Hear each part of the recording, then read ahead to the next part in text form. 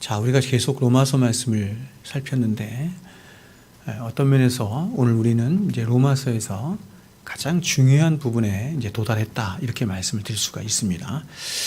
왜냐하면 오늘 우리가 읽은 로마서 3장 21절, 특별히 이 21절의 말씀은 로마서 전체의 대전환을 이루는 가장 중요한 대목이자 특별히 21절부터 31절까지의 말씀, 그 중에서도 21절부터 26절까지의 말씀은 기독교가 말하고 싶어하는 구원의 교리를 가장 지벽적으로 그리고 가장 선명하게 보여주는 말씀이 오늘 우리가 읽은 말씀입니다.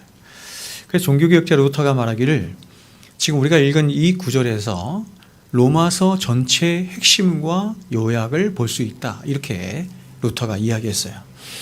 자, 여러분, 지금 우리가 읽은 21절부터 31절의 말씀에 오늘 사도가 말하고 싶어하는 우리의 구원과 복음에 관한 교리들이 아주 풍성하게 그리고 아주 집약적으로 나타나고 있습니다. 이것을 전체적인 요약으로 말씀을 드리면 이렇게 말씀을 드릴 수가 있습니다. 사도가 가장 먼저 21절부터 24절까지죠. 21절부터 24절까지의 말씀에서는 과연 저와 여러분이 어떻게 구원을 받을 수 있는 것인지 그 구원의 도리에 대해서 말씀해요. 다시 말해서 21절부터 24절까지의 말씀에 복음의 가장 핵심적인 진수가 드러나고 있는 것입니다. 아주 집약적으로 그렇게 말하고 있는 거예요. 그리고 이어지는 25절부터 마지막 31절까지의 말씀에서 사도는 바로 그러한 우리의 구원이 갖는 특성이 어떤 것인가, 특징이 어떤 것인가 하는 것들을 말을 하는 것입니다. 자, 이것을 좀 더 세분해서 말하면 이렇게 말씀드릴 수 있죠. 먼저 사도가 21절부터 24절에서 구원의 도리를 말합니다. 구원의 도리, 다시 말하면 복음의 핵심에 대해서 말하는데 이 구원의 핵심을 한마디로 뭐라고 말하냐면 바로 하나님의 의다, 이렇게 말합니다. 이 구원의 핵심에 바로 하나님의 의가 있다, 이렇게 말을 해요. 바로 하나님이 저와 여러분의 구원을 위해서 창세 전부터 한 가지를 준비하셨는데 그것이 뭐냐면 하나님 당신의 의다, 이렇게 말을 하는 것이죠. 자, 여러분, 제가 지난 시간에도 말씀드렸지만 이 하나님의 의는 로마서 전체를 관통해서 흐르는, 아니 성경 전체를 관통해서 흐르는 가장 핵심적인 단어로서 바로 복음의 심장과도 같은 것, 우리의 구원을 이루는 하나님이 창세전부터 예비하신 한 가지, 그것이 바로 하나님의 의입니다. 그래서 어떤 면에서 로마서 전체는 이 하나님의 의를 중심으로 펼쳐나가는데 두 가지가 이렇게 비교 대조해서 계속 말해요. 하나님의 의와 또 인간의 의가 계속해서 비교 대조하면서 어떤 것이 너희를 구원할 수 있는 것인가, 또 인간의 의란 너희들에게 어떤 치명적인 것을 갖다 주는가 하는 것을 계속해서 비교 대조해서 말합니다. 근데 사도는 이 하나님의 의가 그냥 우연히 혹은 어쩌다가 일어난 게 아니라 이미 하나님께서 창세전에 이 의를 계획하셨고 또 하나님이 약속하셨던 것으로 이제 하나님이 정하신 때, 하나님이 정하신 하나님의 카이로스의 때를 따라서 하나님이 그 일을 이 세상에 나타나도록 하셨다, 확증되도록 하셨다, 이렇게 말하는 것이에요. 그래서 21절에 사도가 이제는 이라는 말이 그런 말이에요. 이제는 이라는 말은 이 때를 나타내는 말이 아닙니까? 근데 이 이제는 이라는 말이 하나님의 시간을 말하는 거예요. 하나님이 정하신 그 때에 그 이제는 이라는 말과 특별히 율법과 선지자들에게 증거를 받은 것이다 라고 하는 말로 바로 하나님께서 창세전에 약속하셨던 그 하나님의 의가 이제 하나님이 정하신 바로 그 때에 나타나게 되었다, 이렇게 말하는 것이죠. 자, 그렇다면 여기서 사도는 이제 가장 중요한 한 가지 의문을 던지며 그것에 대해서 답을 하는데 그게 뭐냐면 과연 우리를 구원하시는 그 하나님의 의가 어떻게 해서 저와 여러분의 것이 될 수 있었는가 하는 것이죠. 그 하나님의 의가 어떻게 이 역사 속에 나타났고 그것이 우리의 것이 될 수 있었는가 하는 것을 말하는 거예요. 여러분, 우리를 구원하시는 하나님의 의가 어떻게 우리의 것이 되었습니까? 이에 대해 사도가 22절에서 이렇게 말하는 거예요. 그리스도를 믿는 믿음을 통해서 우리의 것이 되었다. 그리스도를 믿는 믿음을 통해서 우리에게 나타난 바 되었고 그것이 우리 것이 되었다, 이렇게 말하죠. 22절 보세요. 곧 예수 그리스도를 믿음으로 말미암아 모든 믿는 자에게 미치는 하나님의 의인이 차별이 없느니라. 자, 그래서 사도가 이 믿음이, 자, 이제 중요한 게 뭐냐면 믿음이죠. 믿는 자에게 이 하나님의 의가 나타나더라 이렇게 말하는 거잖아. 이 믿는 자에게 이 하나님의 의가 나타나더라. 그래서 여러분 이 믿음이 얼마나 중요한지 계속되는 31절까지의 말씀에서 사도가 이 믿음이라고 하는 말을 10번이나 넘게 반복해서 이야기해요. 계속해서 한번 세보세요. 10번 넘게 반복해서 이야기할 뿐만 아니라 그것도 모자라서 이제 4장으로 넘어가서 믿음의 조상이라 불리는 아브라함의 예까지 들어가면서 과연 믿음이 무엇이고 믿음의 진수가 어떤 것인지를 계속해서 말하는 것입니다. 이제 중요한 게 뭐가 됐어요? 믿음이 된 거예요. 왜 믿음이 됐어요? 하나님의 의가 믿음을 통해서 나타나기 때문이에요. 됐죠? 그렇다면 이 귀한 믿음은 누가 취할 수 있습니까? 이에 대해서 사도가 이 믿음의 자격을 이렇게 말하죠. 어떤 차별도 없다 이렇게 말합니다. 어떤 차별도 없어요. 그 이유가 뭐냐면 그것은 23절에서 말씀하는 것처럼 이렇게 말하죠. 모든 사람이 죄를 범하였으므로 하나님의 영광에 이르지 못할 것이기 때문이죠. 즉 사도가 앞선 3장 20절까지서 말한 것처럼 이 세상에 태어나는 모든 인류는 다 어디에 아래 있어요? 죄 아래 있고 율법 아래 있기 때문에 누구도 그 율법의 정죄를 받아서, 그렇죠? 자신의 죄로 인한 율법의 정죄를 받아서 누구도 자신이 가진 어떤 의나 공로나 혈통으로는 하나님의 영광에 이를 수가 없죠. 결국 그러므로 이러한 죄인들을 구원하시는 하나님의 은혜 또한 무차별적으로 이루어지는 것이고 이들에게 주어지는 믿음 또한 하나님의 주권과 하나님의 영광 안에서 무차별적으로 차별 없이 하나님의 주권 가운데 이루어지게 된다 이렇게 말하는 것이죠. 그러면 결국 우리의 구원과 관련해 지금 로마서가 말하고 싶어하는 가장 중요한 사실 한 가지가 뭐냐면 바로 인간의 구원이란 결론적으로 이렇게 말하는 거죠. 전적인 하나님의 은혜로만 되어지는 것이다 이렇게 말하죠. 이제 나중에 사도가 그런 얘기하죠. 다른 박질하는 자로 말미암음도 아니요 이렇게 말하죠. 그러니까 우리가 다른 박질한다고 해서 우리가 노력한다고 해서 우리가 하나님을 찾는다고 해서 하나님을 만나지는 것도 아니고 우리가 구원을 받는 것도 아니고 전적인 값없이 주어지는 하나님의 무차별적으로 이루어지는 하나님의 은혜로만 되어지는 것이다. 그래서 이것을 알게 하고 이것을 깨닫게 하는 그 통로가 뭐냐? 그것이 바로 하나님의 예정이라는 것이다. 이렇게 말하는 거예요. 바로 은혜의 절대성과 은혜의 유일성, 은혜의 절대성, 은혜가 아니면 안 된다는 거예요. 은혜의 절대성과 오직 은혜뿐이다. 은혜의 유일성을 결론적으로 사도가 말하는 겁니다. 이러한 하나님의 은혜의 절대성과 유일성을 사도가 24절에서 아주 풍성하게 말하는데 사도가 이렇게 말해요. 24절 굉장히 중요한 절인데 이렇게 말합니다. 들어보세요. 그리스도 예수 안에 있는 속량으로 말미암아 하나님의 은혜로 값없이 의롭다 하심을 얻은 자 되었느니라. 이게 하나씩 끊어 읽어야 돼요. 이게 하나로 읽을 수 없고 굉장히 많은 교리들이 들어있기 때문에 그리스도 예수 안에 있는 속량이 나왔죠. 속량으로 말미암아 하나님의 은혜로 속량으로 말미암아 하나님의 은혜로 값없이 의롭다 하심을 얻은 자 되었느니라. 여러분 이 짧은 한 구절의 말씀 속에 우리의 구원과 관련된 굉장히 풍성한 교리들이 다 담겨져 있습니다. 자, 여러분 하나님이 저와 여러분의 구원이 어떻게 해서 이루어지는지 또 하나님이 우리의 구원을 위해서 어떤 일을 행하셨는지를 한번 보세요. 먼저 첫 번째 이 24절 한 구절만 가지고 보는 거예요. 24절 후반절에 나오는 의롭다 하심을 얻은 자 되었다라고 하는 말씀이에요. 자, 의롭다 하심을 얻은 자 되었다 이렇게 말을 해요. 자, 여러분 이 구절이 여기서 제가 여러분에게 말씀을 드리고 싶은 것은 뭐냐면 우리가 의롭게 된 것이 어떻게 되냐면 이 구절이 수동태로 되어 있다는 것입니다. 그렇죠?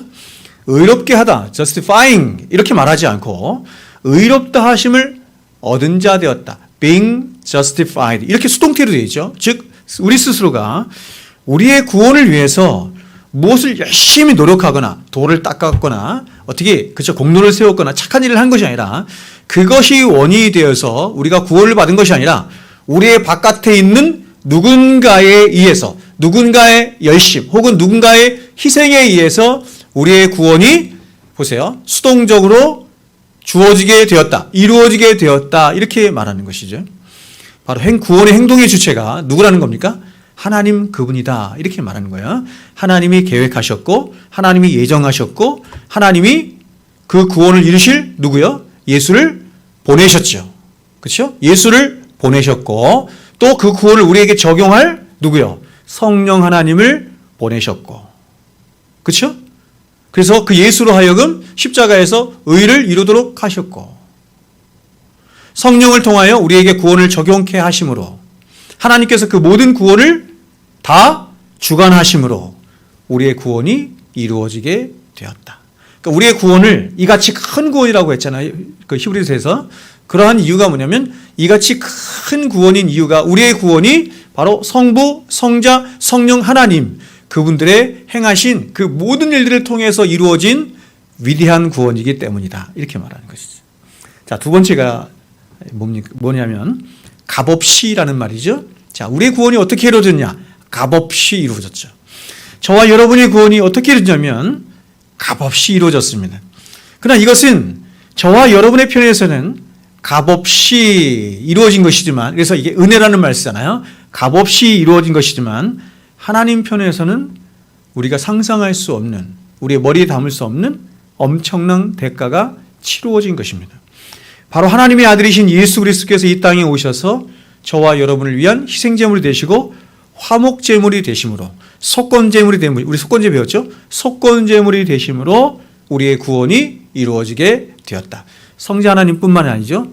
성부 하나님의 엄청난 희생이죠. 자신의 아들을 보내시고 자신의 독생하신 아들을 십자가에 죽이시는 엄청난 희생.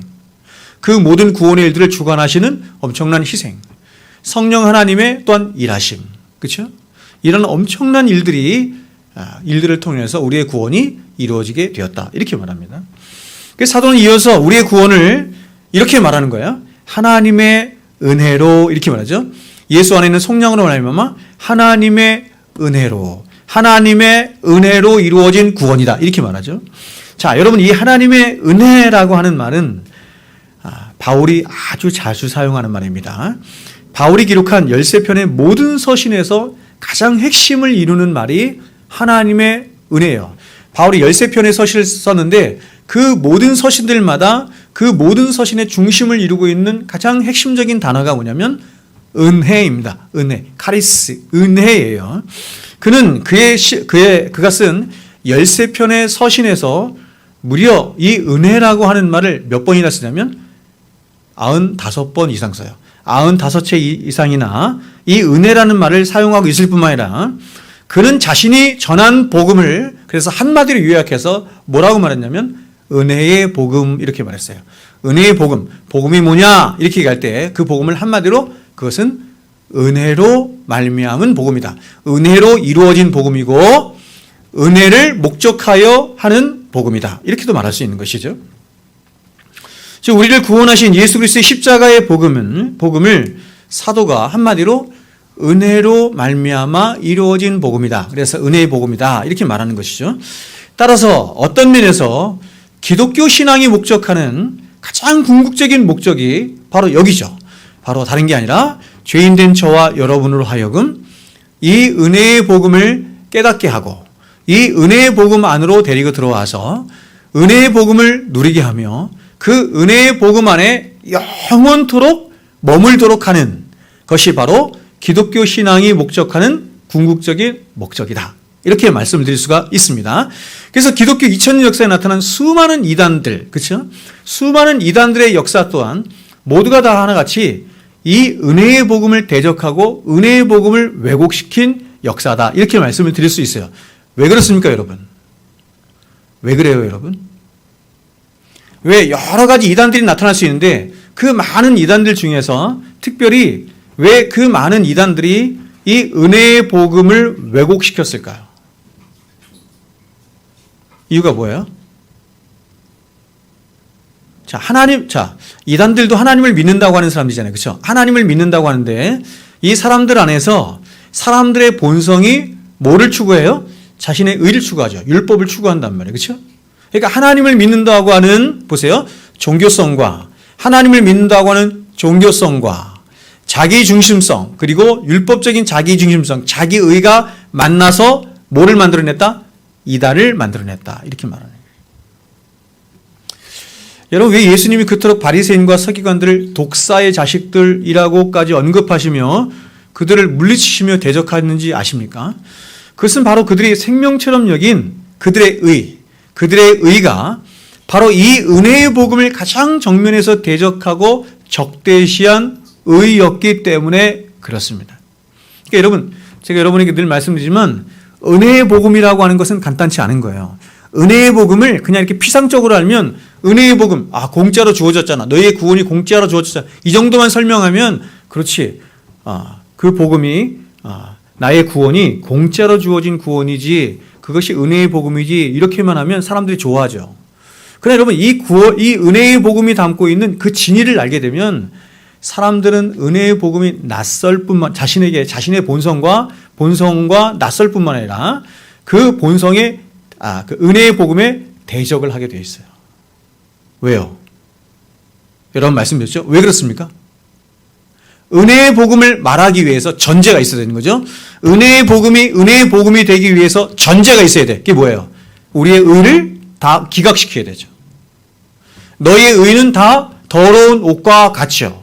그것이 먼저 전제가 되지 않아서 우리가 전적인 타락이요, 전적인 무능을 가진 하나님 앞에 그 죄인이라고 하는 것이 정죄되지 않으면 은혜의 복음을 진정으로 알 수 없는 거예요. 십자가의 복음을 알 수 없는 거예요. 율법이 우리를 완전히 정죄시켜야 그 율법이 우리의 손을 붙잡고 은혜의 복음으로 데려가서 그 은혜의 복음을 기뻐하게 하는 것이지 정죄받지 않고서는 그렇게 할 수 없는 것이에요. 그래서 여러분 지금 이 바리새인들은 예수님이 그래서 여러분 예수님이 마태복음 23장에 보면 7번입니다. 7번 반복해서 말씀해요. 7번 반복해서 이 바리새인과 서기관들을 정죄하세요. 대적하세요. 그래서 뭐라고 말씀하시냐면 이렇게 말씀합니다. 너희들의 의로 말미암아 너희들도 천국에 들어가지 않고 다른 사람들도 천국문에 서서 들어가지 못하도록 한다. 그런 것이죠. 왜 그렇습니까? 그런 특징을 나타내는 이유가 뭐예요? 바리새인들이 선생이기 때문이에요. 저와 같은 목사라는 뜻이죠. 가르치는 거예요. 이게 선생을 잘못 만나면 이 사람도 천국 못 가지만 이 사람으로 말미암아서 수많은 사람들이 천국문에서 여러분 들어가지 못하는 것입니다. 제가 한번 읽어드릴게요. 이렇게 말해요. 마태복음 23장에 보면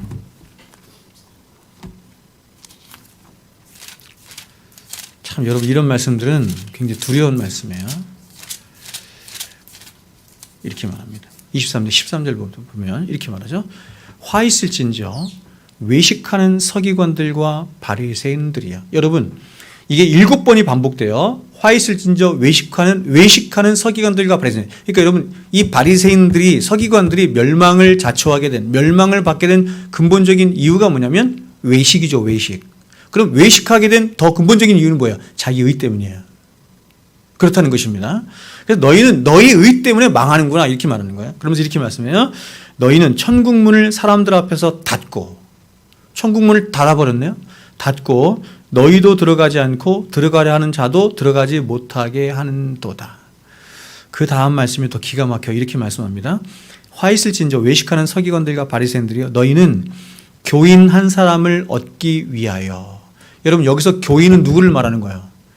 바리새인들이 가르치는 그 교를 말하는 거죠. 그 교에 부합한 사람을 얻기 위하여 바다와 육지를 두루 다니다가 생기면 너희보다 배나 더 지옥 자식이 되게 하는도다. 무서운 말씀이죠. 열심히 전도한다는 거예요. 여러분 이 거짓 복음을 가지고 인간의 의로 가득한 그렇죠?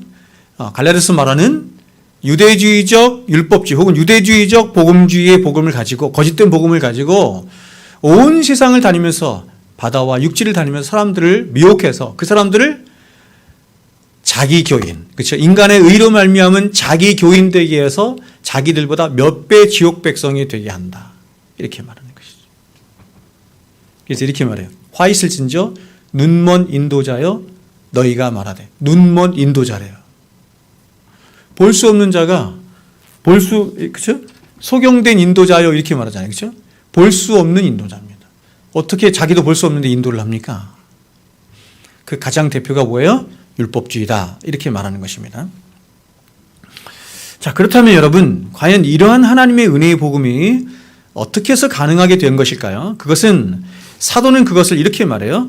그리스도 예수 안에 있는 성령으로 말미암아 가능하게 되었다. 이 모든 은혜의 복음이 가능하게 된 것. 그래서 그렇죠? 은혜의 복음으로 말미암아 하나님의 의가 나타나게 된 가장 궁극적인 원인이 무엇이냐 이렇게 얘기할 때 그리스도 예수 안에 있는 성령으로 말미암아 그렇게 되었다. 이렇게 말하죠. 바로 우리를 구원하신 하나님의 은혜가 예수 그리스도 안에 있는 성령으로, 다시 말해서 우리를 위해서 대신 십자가에 죽으신 예수 그리스도의 그 고결한 희생과 순종으로 말미암아 이루어지게 되었다. 이렇게 말합니다. 자, 여러분, 이상이 오늘 사도가 말하고 싶어하는 구원의 가장 핵심적인 도리이고 복음의 진수입니다. 바로 사도는 이 짧은 4구절의 말씀을 통해서 21절부터 24절까지의 말씀을 통해서 기독교가 말하고 싶어하는 복음의 진수를 풍성하게 드러냈습니다. 참 이 4절밖에 되지 않는 이 말씀에 복음의 엑기스들이, 복음의 핵심들이 다 들어있어요. 그리고 이어서 사도는 그렇다면 그러한 위대한 복음이 갖는 중요한 특징이 무엇인지를 이제부터 말하는데 그게 어디부터냐면 25절부터 시작해서 31절까지 말씀을 하는 것이에요. 그러면 여러분, 복음의 특징들에는 어떤 것들이 있을까요? 오늘은 복음의 특징들을 몇 가지 살펴보고 말씀을 마치겠습니다.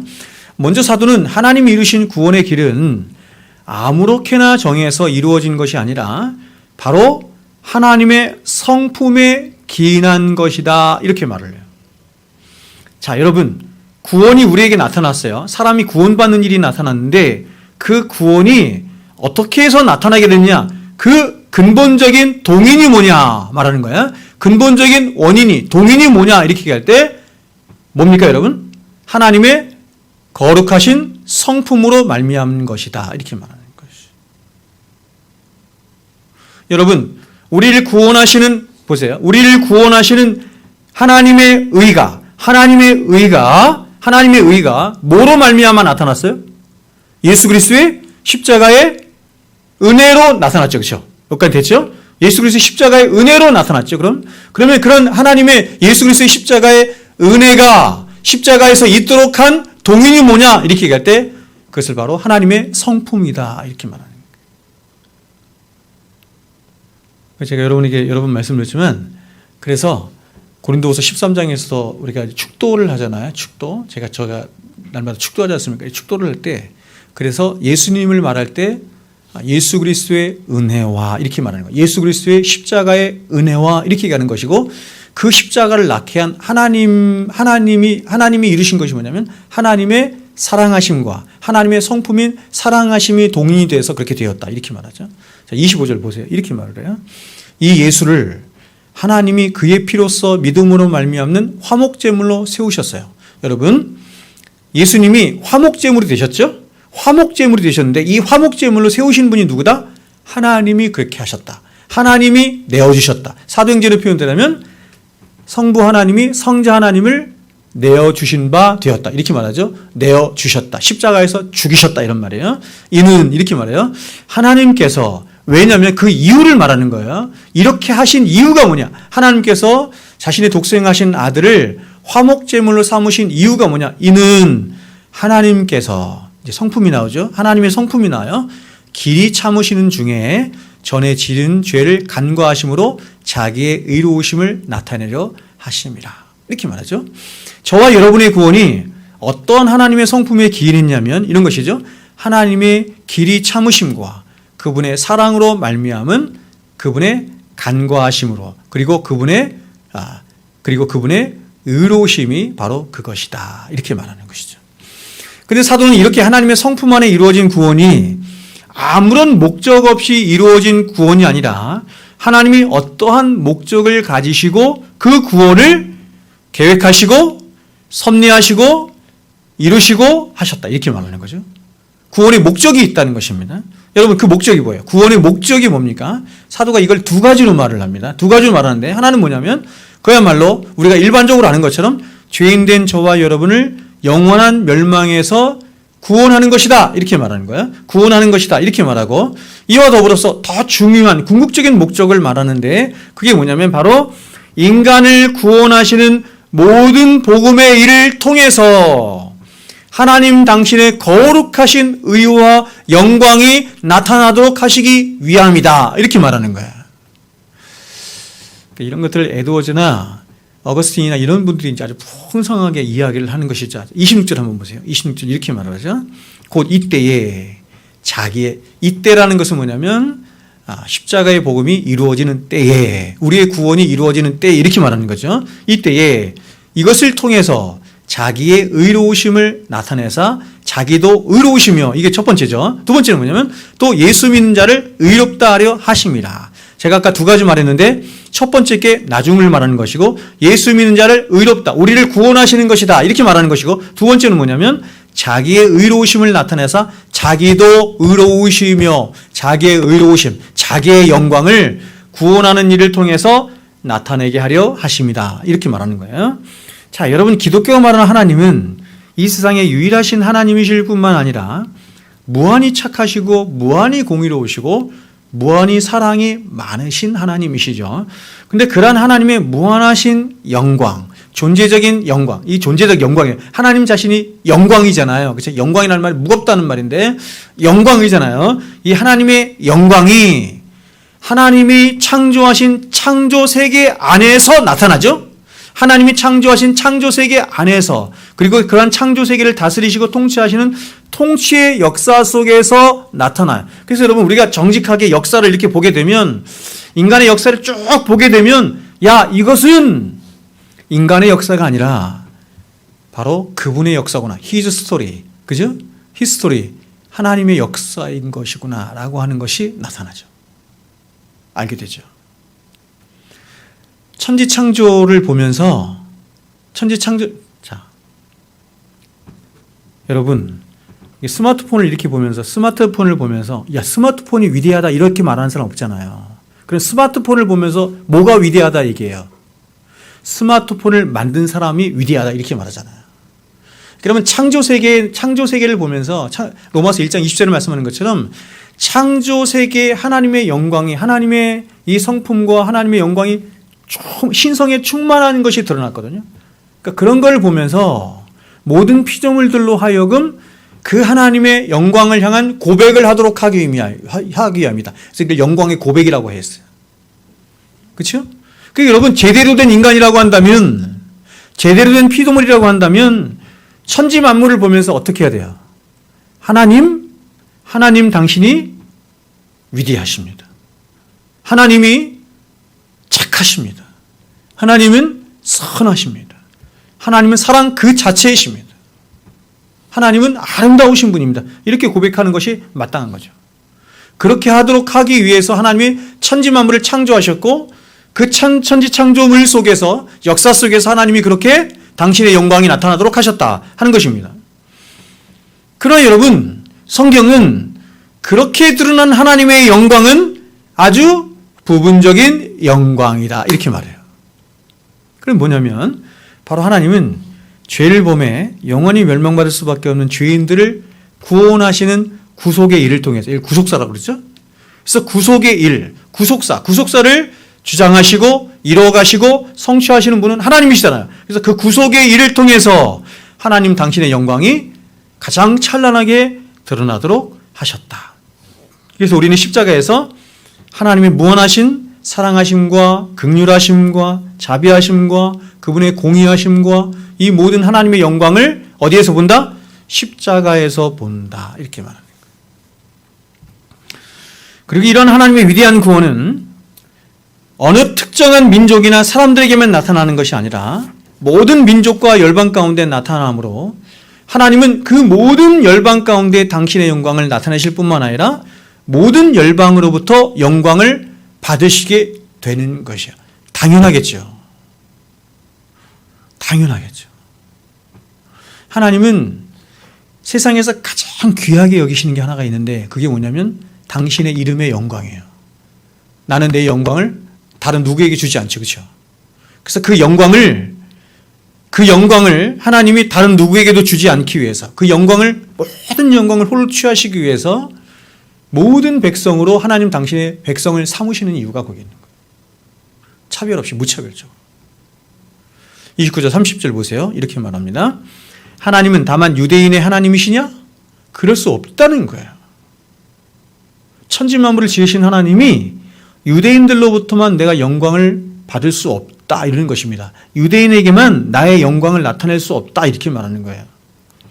또한 이방인의 하나님은 아시냐? 진실로 이방인의 하나님도 되시느니라. 하나님은 온 세상 모든 만물, 온 세상 모든 인류의 하나님이 되신다 이렇게 말하는 거예요. 그래서 결론적으로 심판이 있을 수밖에 없는 이유도 거기 있어요. 하나님의 영광이 하나님께 다 돌려져야 하기 때문에. 30절 보세요. 할례자도 믿음으로 말미암아, 또한 무할례자도 믿음으로 말미암아 의롭다 하실 하나님은 한 분이시니라. 그래서 이제 사도는 마지막으로 예수님이 산상수훈에서 하신 말씀인 내가 선지자나 율법을 폐하러 온 것이 아니고 오히려 율법을 완전하게 하려 함이라 라는 말씀을 그대로 인용하시면서 바로 예수 그리스도의 이신칭의 복음이 세상에 나타났는데 왜 나타나냐면 그것은 율법을 폐기하기 위함이 아니라 오히려 율법을 영화롭게 하고 율법을 굳게 하기 위함이다 이렇게 말하는 거예요. 자, 이제 우리가 나중에 혹시 산상수훈을 볼 기회가 있으면 나누겠지만 산상수훈에서도 예수님이 이 말씀을 똑같이 하잖아요. 내가 율법이나 선지자를 폐하러 온 줄 아니야? 그게 아니야. 율법을 완전하게 하기 위해서 왔어 이렇게 말하잖아요. 여러분, 예수님을 통해서 이루어진 복음이 뭐예요? 이신칭의 복음이잖아요. 그러니까 이신칭의 복음도 마찬가지라는 것입니다. 율법이 목적하는 바를 이루고 성취하시기 위해서 예수님이 오셨고 예수님이 이신칭의 복음을 이루셨다 이렇게 말하는 거예요. 이 결론이에요. 여러분, 이것이 21절부터 31절까지의 말씀의 전체적인 개괄입니다. 자, 여러분 어떻습니까? 우리가 지금 잠시 이 짧은 11구절의 말씀을 개괄적으로 살펴봤지만 어떻게 이렇게 짧은 구절 안에 거의 완전한 복음의 내용과 그 특징들을 다 담을 수 있는지 굉장히 놀라울 따름입니다. 그래서 루터를 비롯한 많은 신학자들이 오늘 본문을 성경 전체에서 가장 위대한 구절들 가운데 하나다라고 말하는데 전혀 주저하지 않은 겁니다. 자, 그런데 이러한 복음에 관한 여러 진술들 중에 이제 제가 개괄적으로 살펴봤고 저는 이제 한 단어에 제가 집중해서 여러분에게 말씀을 좀 나누고 싶은데 그것이 뭐냐면 바로 이제는 이라는 말입니다. 이제는 이라는 말이에요. 이 모든 구절들 가운데서 가장 위대한 한 단어가 뭐냐 이렇게 얘기할 때 저는 그것이 바로 이제는 이라고 생각을 해요. 오늘 우리가 읽은 개역개정 성경에는 이제는 하며 말씀이 시작되고 있지만 헬라어 원문을 보면 그렇게 되지 않고 이제는 앞에 접속부사 그러나가 있어요. 그러므로 21절을 정확하게 번역하면 이제는 이라고 번역하면 안 되고 어떻게 번역해야 돼요? 그러나 이제는 이렇게 번역해요. 그러나 이제는 헬라어로는 눈이 돼 이렇게 나와 있습니다. 자, 여러분 우리가 성경을 살필 때 정말 주의해서 보아야 할 것 중에 하나가 바로 뭐냐면 이 접속사를 살펴야 되는 것이야. 접속사가 굉장히 중요하죠. 문장과 문장을 어떻게 연결해주냐에 따라서 의미가 완전히 달라지잖아요. 접속사는 성경의 구절들이 앞뒤 문맥 속에서 과연 어떤 목적과 어떤 의도를 가지고 이 접속사가 사용되었는지 그 진위를 가장 정확하게 파악하도록 하는 문장의 요소가 바로 접속사예요. 우리는 성경을 대할 때 왜 이 구절이 여기 있으며 또 왜 이 문장이 목적하고 의도하는 바가 무엇인가 하는 바로 이 성경의 입장에서 혹은 이 성경을 쓰신 하나님의 입장에서 성경을 대해야 하는데 성경을 봐야 하는데 그래야 성경을 정확하게 보는데 오히려 사람들은 성경을 많은 경우에 내 중심적이고 내 개인적인 욕심을 따라 가져다 쓰는 경우가 많이 있어요. 그래서 여러분 이런 말씀 들어보셨어요? 내가 2023년도에 하나님 앞에 받은 말씀 혹은 2023년도에 내가 하나님 앞에 주장하는 말씀 약속된 말씀이기 때문에 이 약속된 말씀을 통해서 하나님 앞에 반드시 내 약속을 받아내겠다라고 하는 주장하는 말씀 혹은 약속하는 말씀 들어보셨어요? 저는 대학 시절에 선교단체에 있을 때 이런 말씀을 항상 지니고 살았습니다. 2023년도에 하나님께 나에게 주신 말씀, 약속 주장의 말씀, 약속 주장의 말씀을 이렇게 프린시플로 해서 가르치기도 했어요.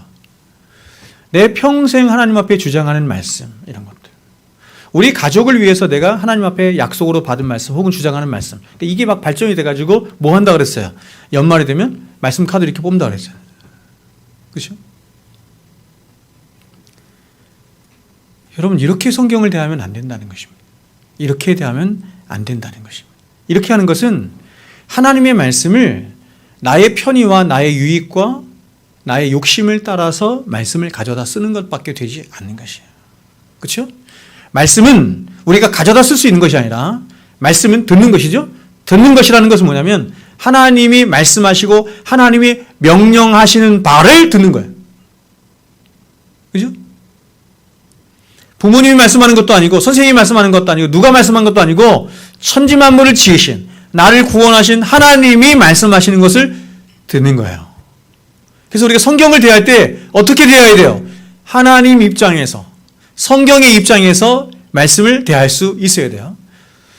성경을 앞뒤 문맥을 고려하지 않은 채로 혹은 더 근본적으로 성경의 장이나 성경 전체를 고려하지 않은 채로 성경의 일부만 가져다 쓴다거나 아니면 내 중심적으로 성경을 읽으면 안 되는 것입니다. 이유가 여기 있는 거예요.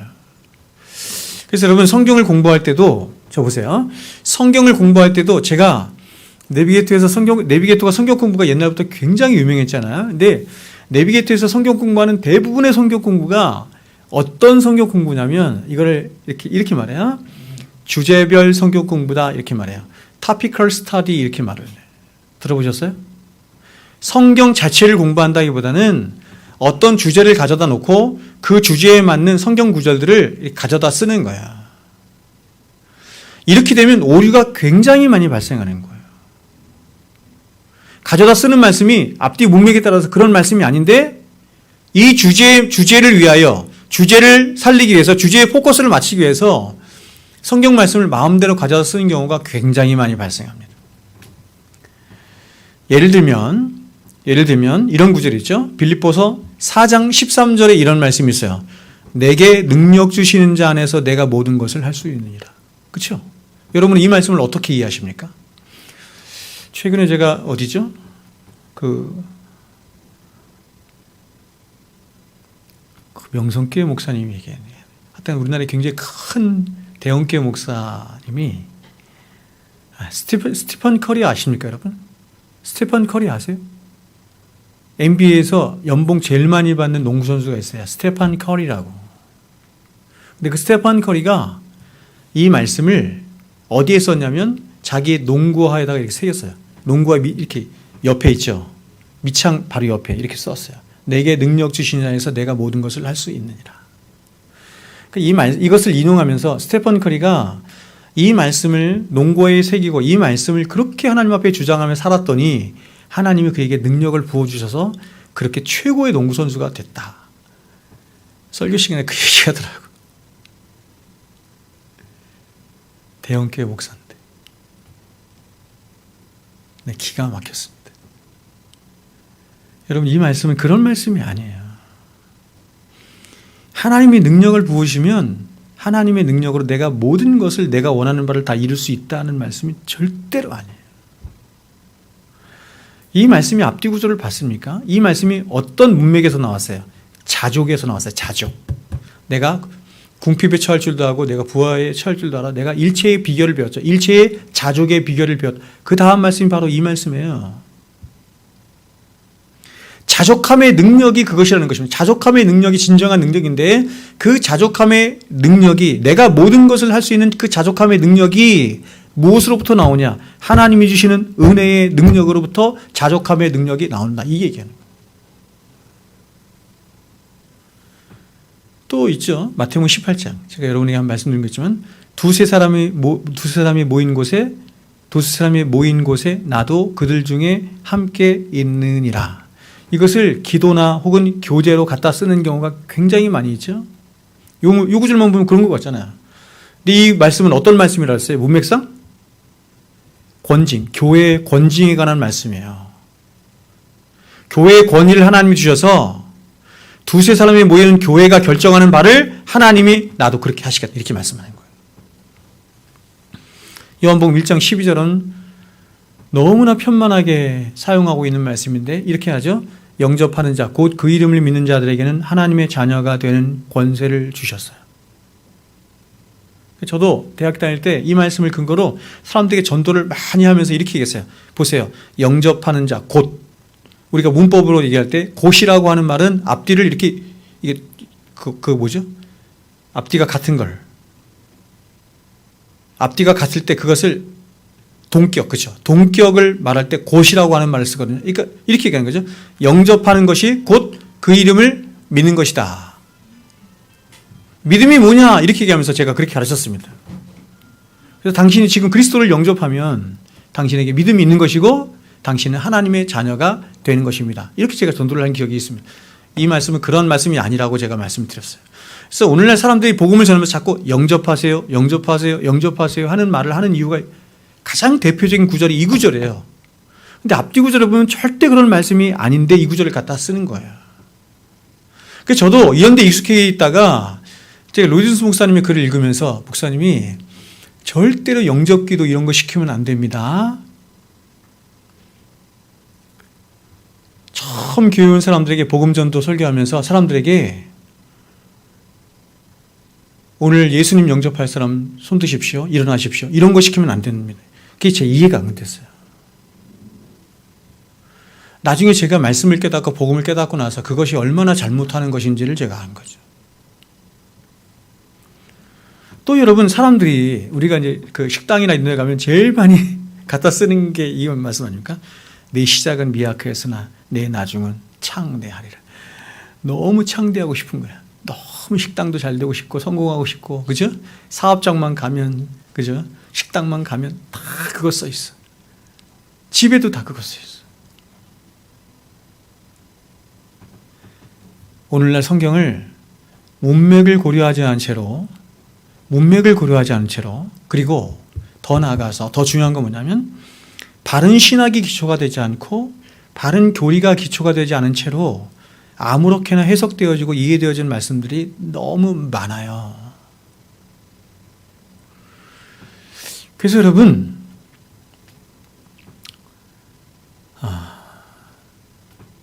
제가 말씀드렸지만 신학 3년을 마치면, 그래서 신학 3년을 마치고 시험을 통과를 하게 되면, 신학 백학점을 들은 것을 통과를 하게 되면 비로소 우리 교단은 강도사를 주는 거예요. 강도권. 강도권이라는 말이 설교권 이런 뜻이에요. 그래서 여러분 원래 우리 교단에서는 법으로는 전도사는 설교를 못하게 돼 있어요. 그 예전에 우리 부모님 세대에는 교회를 바르게 하는 데는 어떻게 했냐면 주일학교가 이렇게 있잖아요. 뭐 유초동부가 있고 중고등부가 있고 다 주일학교가 있어요. 전도사님 다 있을 거 아니에요? 전도사님 설교가 못하게 했어요. 목사들이 다니면서 설교했어요. 여기 가서 설교하고 여기 가서 설교하고. 그러니까 성경을, 우리는 설교라는 것은 성경을 강의하는 거 아닙니까? 성경을 바르게 전하는 거 아니에요? 근데 성경을 바르게 전하려면 뭐가 있어야 된다? 바른 신학이 전제되지 않고는 성경을 바로 볼 수 있는 능력이 없다. 최소한을 말하는.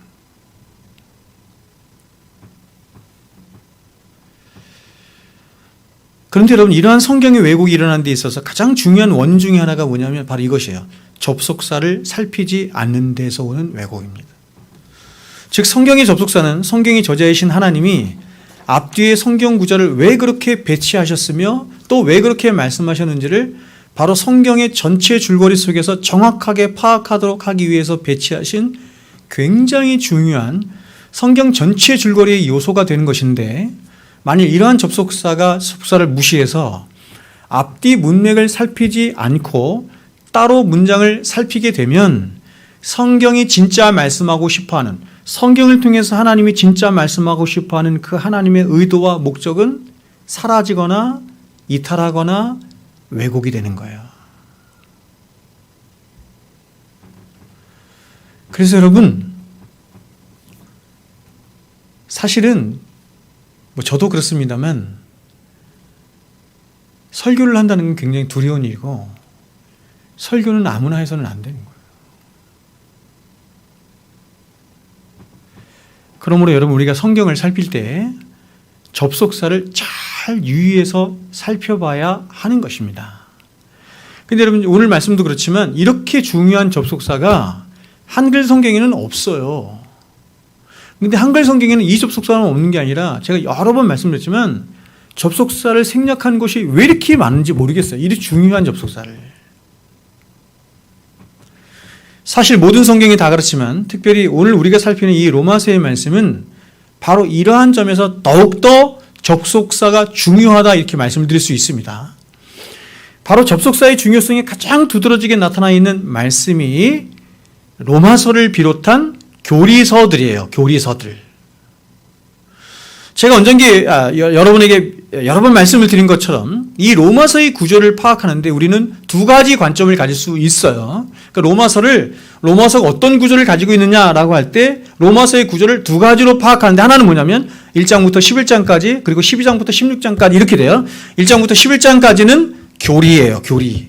이신칭의 교리. 이거예요. 그다음에 12장부터 16장까지는 뭐냐면 삶이에요. 삶. 윤리 도덕을 말하는 것이죠. 두 번째는 뭐냐면 로마서를 그렇게 나누지 않고 이렇게 나누는 겁니다. 1장부터 3장 20절까지의 말씀과 3장 21절부터 마지막 16장까지의 말씀으로 나누는 거예요. 근데 여러분, 이렇게 로마서를 크게 두 번으로 나눌 때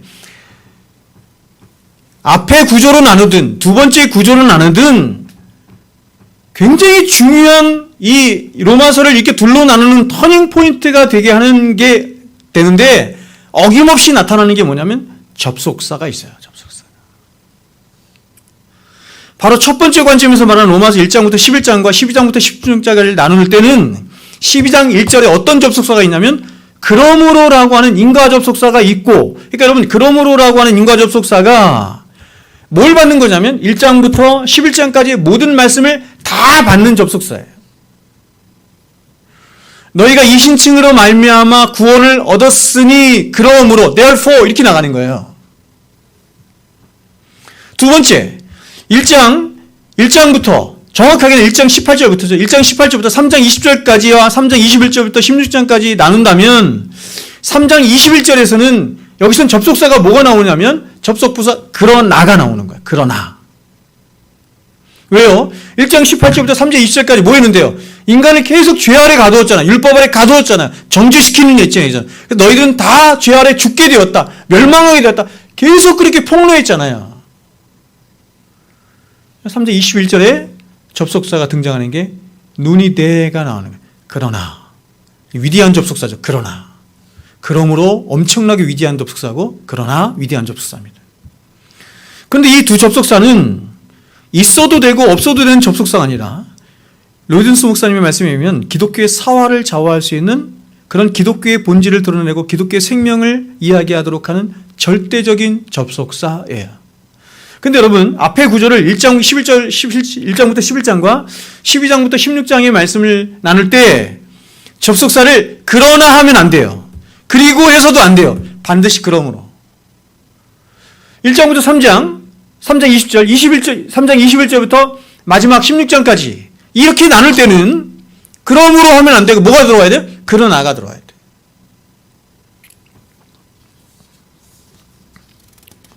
그러므로 여러분, 이 중요한 접속사가 없거나 혹은 다르게 쓰인다고 한다면 기독교 복음은 하나의 종교 정도로 전락해 버리는 것이에요. 기독교가 아니에요. 기독교가 아닌 게 됩니다. 아닌 게. 제가 여러분, 로이든스 목사님을 통해서 이 그러므로와 그러나의 접속사를 알게 되고 깨닫게 되었을 때 왜 오늘날 복음주의권 안에서 사람들이 이렇게 로마서를 잘못 이해하고 있는지를 제가 알게 됐어요.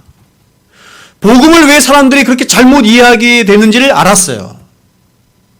특별히 그러므로라고 하는 접속사를 통해서 왜 오늘날 기독교 복음이 이렇게 잘못되게 되었는지, 왜곡되게 되었는지를 알게 되었어요. 대부분의 많은 신학자들이나 많은 목사님들이 로마서를 이렇게 나누는 거예요. 1장부터 11장, 12장부터 16장 나누는 건 똑같아요.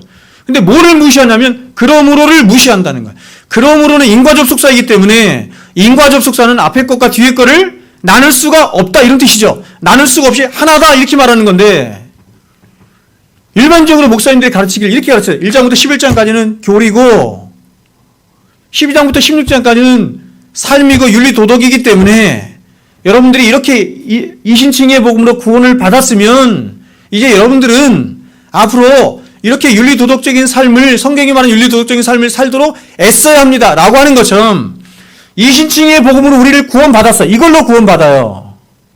이걸로 구원받아요. 그러면 뒤에 있는 윤리 도덕적인 삶이나 실천은 뭐냐? 옵션처럼 되는 거예요. 우리가 애써서 해야 될 것처럼 여기는 거야. 그래서 성경은 그렇게 말하지 않고 그러므로 이렇게 말하잖아. 이게 나눠질 수 없다 이렇게 말하는 거예요. 교리와 삶이 나눠질 수 없다 이렇게 말하는 거예요.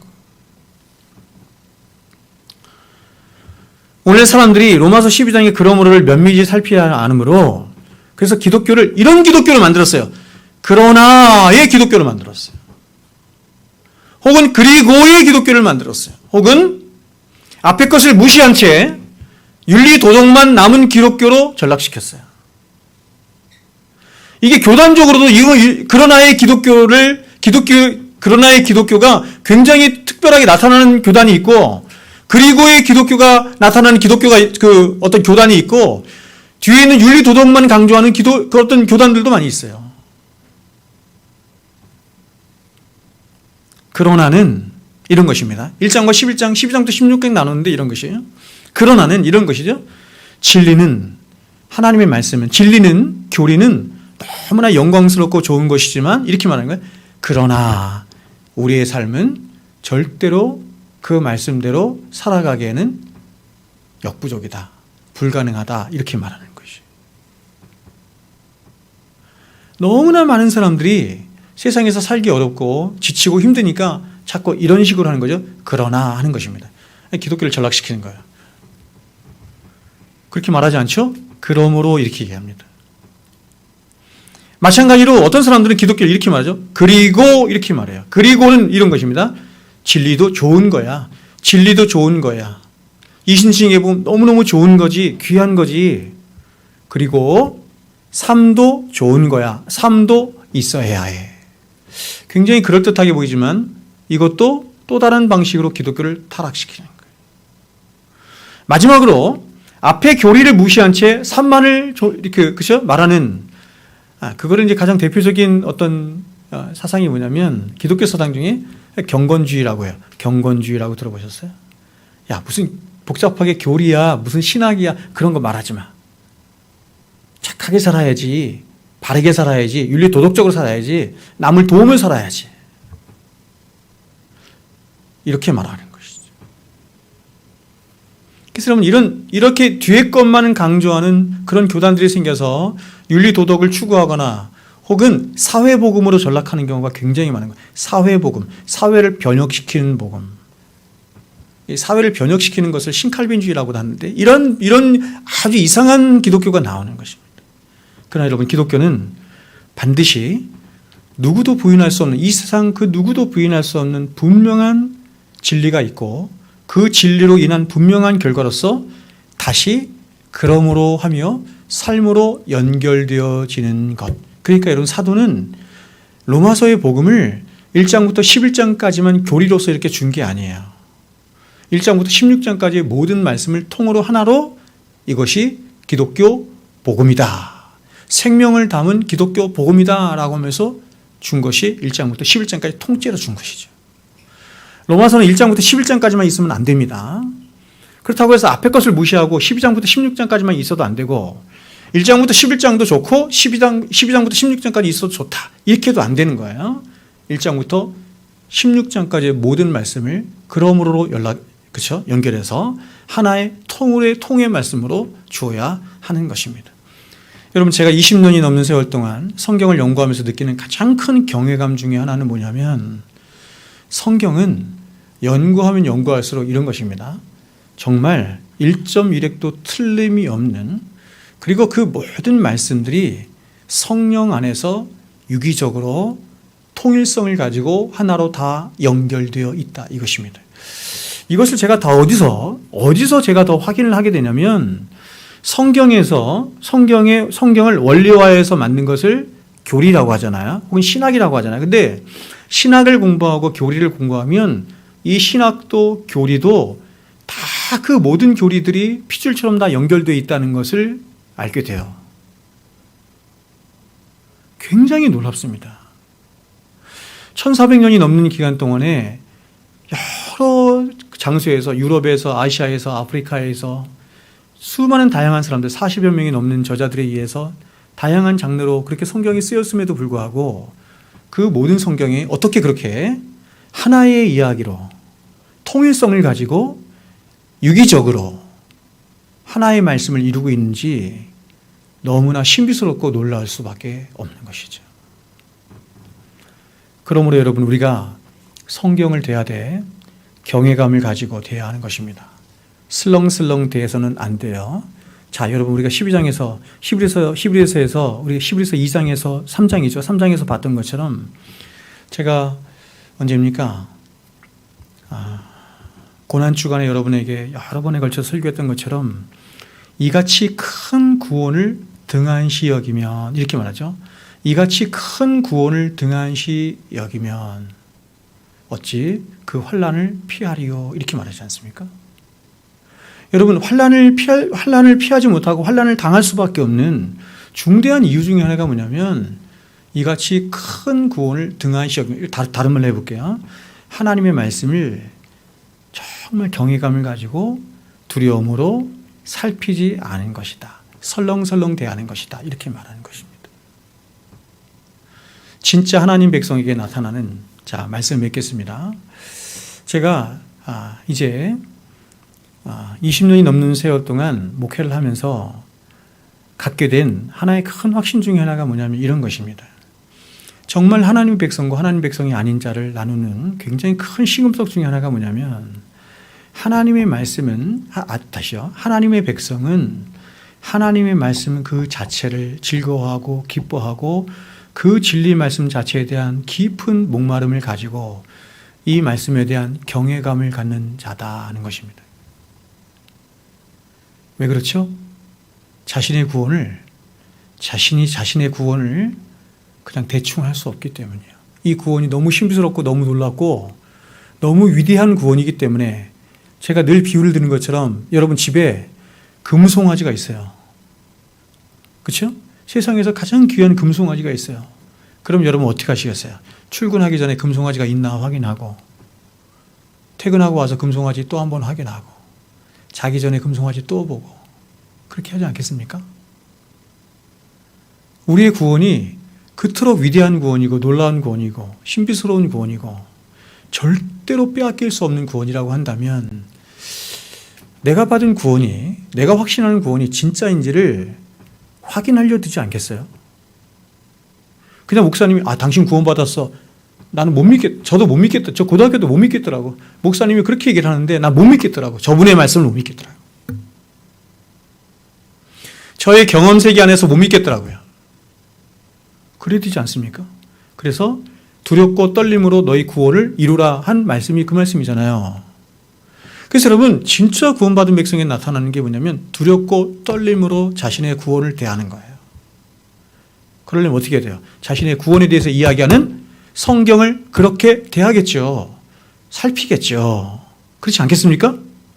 여러분 어떤 사람이 평생 성경 일독도 안 했어요. 성경 일독도 안 했어요.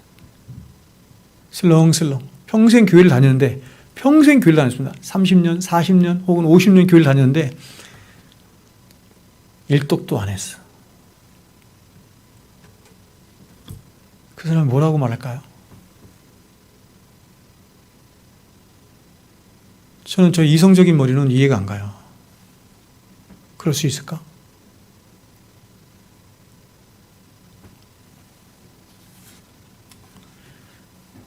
그래서 여러분 더 말씀을 그렇죠? 베레아 사람이 그랬잖아요. 베레아 사람은 데살로니가 사람보다 더 신사적이어서 이 영어로는 젠타일 이렇게 말해요. 젠틀하다 이런 뜻이죠.